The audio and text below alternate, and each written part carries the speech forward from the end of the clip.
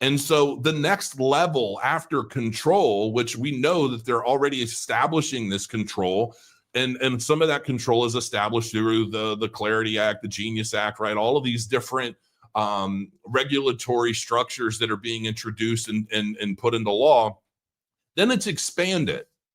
So once the control is established, then you have to expand the narrative and then and expand the use case for a lot of this stuff.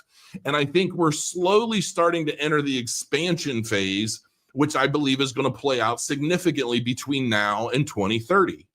And I actually found this old document that I had from 2010. I don't want to say too much about it because I don't want this video to be flagged, but let's just say that this document breaks down everything that's happened since like 2020, okay, in detail. And it was all written in 2010, put out by a very, very, very popular, very famous foundation. And, you know, most people don't even know this exists. It's difficult to find nowadays, but I'm like, I want to go back and read through some of that and see like where we are now. Because I know one of them was Lockstep, which is basically this whole thing was, it was like a simulation broken down in 2010, mind you. And it broke down like the four phases of a new beginning, right? One of them that was Lockstep, which was the jab. And that was all broken down. And then it goes into like cyber warfare, cyber this, cyber that. And I'm not even sure where we are in that phase. And then the other one was better together. And I wanted to go back and read this document and find out, because I don't remember what all it said about better together, but it was ultimately like, well, we're all going to coexist. We're all going to be a part of the same structure together. And a part of me wonders if that's a part of the overall agenda associated with like immigration and allow, you know, everybody's coming in from this place and that place, from into this country and that country. I don't remember specifically if that was part of the overall plan or the narrative of like better together, but I needed to go back and read it and find out, because there's definitely a major plan associated with everything that's been transpiring now for years. Crypto is obviously a part of it. And a lot of these people, I believe, either feign ignorance to it or they are controlled opposition to different elements of this based on timing and where everyone else is in the overall picture of the game. And that's basically where I think we're at. And when I look at some of the news and some of the things that's happening right now, Trump's has a crypto plan for Gaza. I found this interesting. Trump's post-war Gaza plan proposes giving residents $5,000 and digital tokens for land rights, according to the Washington Post. Now, I don't know how legitimate this is. It's Washington Post. I mean, you know, read at your own risk. This was originally dated August 31st.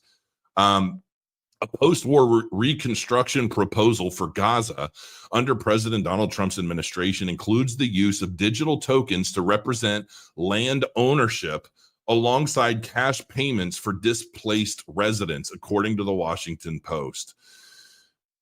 I find this very, very interesting because this could very well be true. I don't know. I didn't do any deep dives in it. I just saw I just saw it and I thought, well, this is kind of interesting because I haven't heard this anywhere. I haven't heard anything about this anywhere. Alongside the digital tokens, residents who leave would receive $5,000 in cash, 4 years of rent subsidies, and 1 year of food, the report said. I mean, that's interesting. Well, we're going to take care of your rent for 4 years, but after the first year, you got to learn to hunt rabbits. The payments are designed to ease the transition period while relocation takes place. So I found that interesting, but it's like, what the hell is going on out there? I'm like, I don't know if you guys can hear. I'm hearing all kinds of slamming and banging, and it sounds like a war is breaking out in the living room. All right, so here's some other news. Cardano reached all-time high on this date 4 years ago. According to CoinGecko data, Cardano remains up 148% on a 1 year basis, despite an earlier drop at September's start. Cardano community focused on the X account Cardanians highlighted this price increase in a recent tweet, noting that ADA is surpassing Bitcoin, ETH, Sol, BNB, and Doge on a yearly basis performance. Now, this is obviously this is a big I don't know what word you want to look or what how you want to put this. Like I just saw Charles recently posted. I'm assuming it was a screenshot from like Grok 4 or Chat GPT, kind of breaking down how basically Cardano has been like the biggest percentage gain winner over the past year against Bitcoin, Ethereum, etc. And that's obviously very true. But the question is like where do we go from here? And what is the overall outcome? When does Cardano break all-time highs? And ultimately, I mean, I think that time is coming, and it may very well happen this month.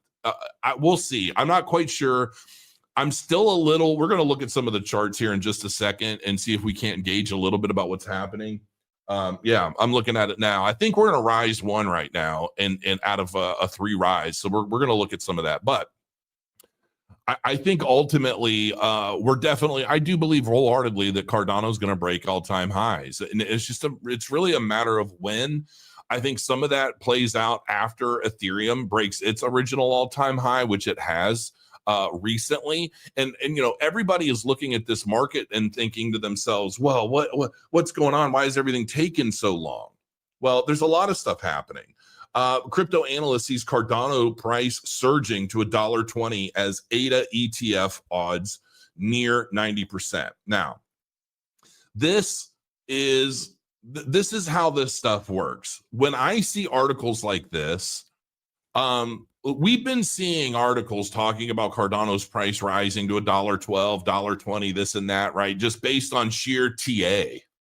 Now that we're getting closer to ETF decisions by the SEC, I think next month is like the final date where they have to decide if they're going to allow this or not. I also find that very, very interesting in terms of timing.